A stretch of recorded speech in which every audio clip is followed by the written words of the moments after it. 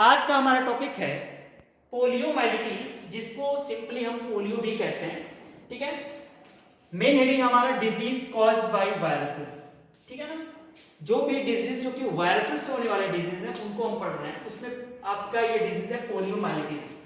चलिए इंट्रोडक्शन की बात करते हैं। तो एक बात और जरा ध्यान दीजिएगा, किसी भी डिजीज को पढ़ने के लिए स्पेशली हम 6 हेडिंग्स यहां पर देखेंगे। Introduction, caused by, spread by, symptom, prevention and control. तो आइए जानते हैं, स्पेशली मोस्ट इन्फेक्शियस टाइप का ये डिजीज है, क्रोनिक टाइप का डिजीज है, ज्यादा टाइम तक रहता है। इन्फेंटाइल पैरालिसिस भी इसको बोलते हैं, क्योंकि स्पेशली इससे ज्यादा बच्चे अफेक्ट करते हैं। बस ऐसा नहीं है, इससे ओवर एजेड या किसी भी उम्र के लोग इससे अफेक्टेड हो सकते हैं। ठीक है ना। पोलियो किससे होता है, तो स्पेशली ये सिंगल स्ट्रैंडेड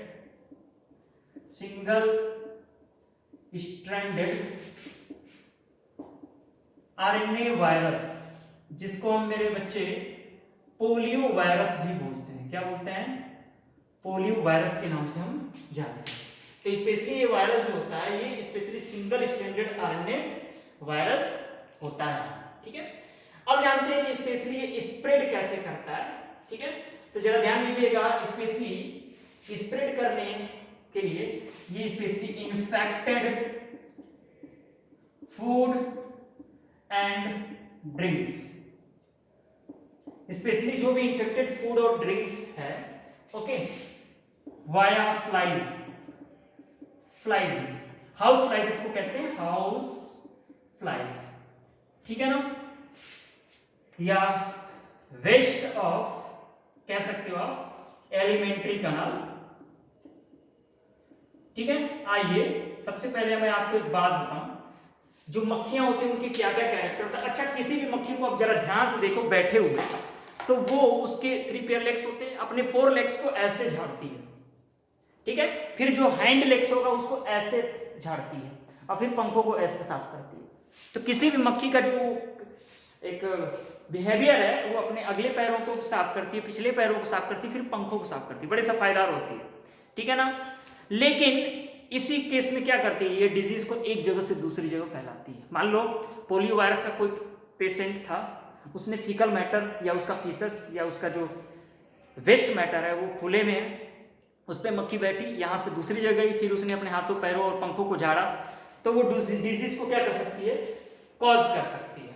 ठीक है, चलिए अब जरा ध्यान दीजिएगा, स्पेशली इस डिजीज का जो इंक्यूबेशन पीरियड होता है, ओके, इस डिजीज का जो इंक्यूबेशन पीरियड है वो 7 से 14 दिनों का होता है। इंक्यूबेशन पीरियड देखते हैं।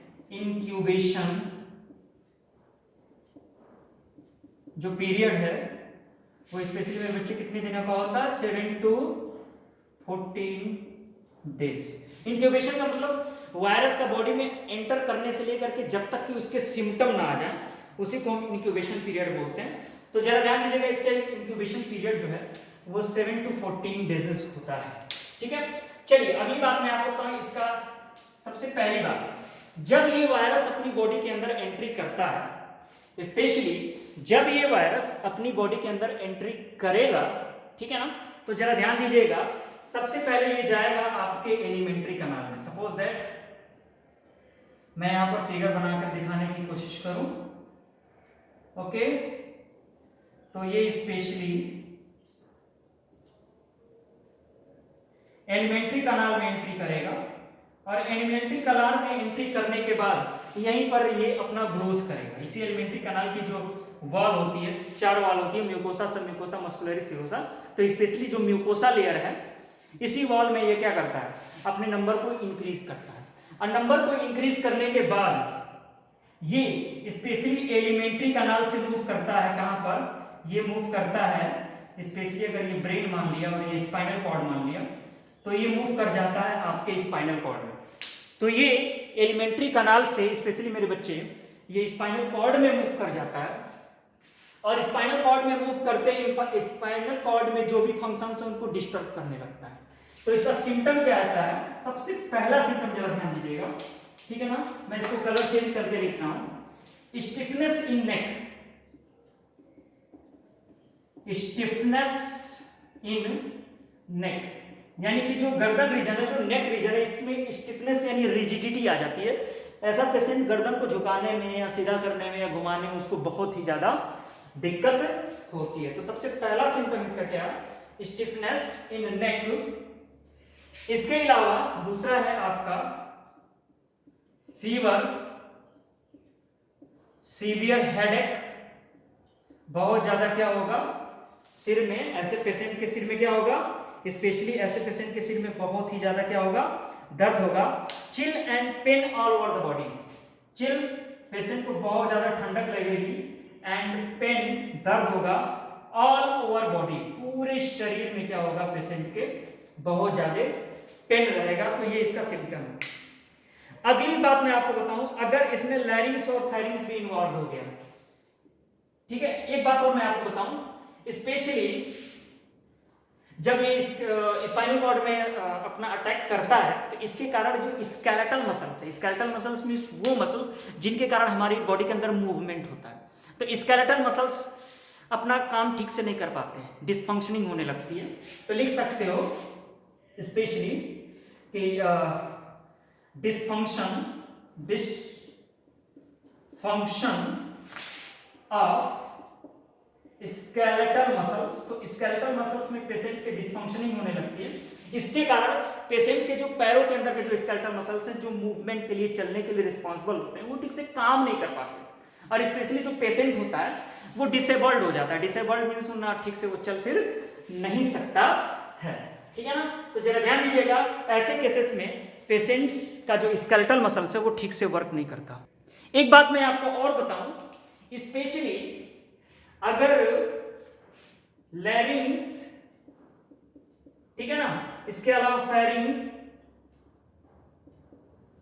के मसल्स अगर यहां पर उनमें रिजिडिटी आने लगी, लैरिंग्स फेरिंग्स के मसल्स में, तो ये क्या करता है, प्रूव फेटल। तो ये मौत ला सकता है, क्योंकि सांस लेने में क्या होने लगेगी, दिक्कत होने लगेगी। बात मेरी समझ में आई? तो ये कुछ सिम्टम्स हैं। इसके बाद हम बात करते हैं प्रिवेंशन की, ठीक है। तो पोलियोमाइलिटिस या पोलियो से कैसे बचा जाए, ठीक है ना।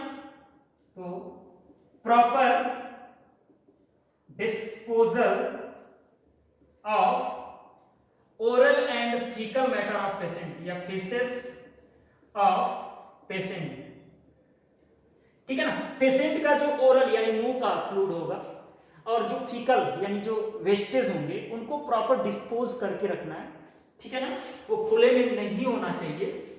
और कीप अवे फ्रॉम पेशेंट, ठीक है ना। थोड़ा सा पेशेंट से हमको दूरी भी बनाए रखनी है, ठीक है, क्योंकि ओरल और उसके नजल मैटर में स्पेशली और फीकल मैटर में क्या है, इसके वायरस देखने को मिलेंगे, ठीक है। तो इसको आप कॉपी कर लीजिए।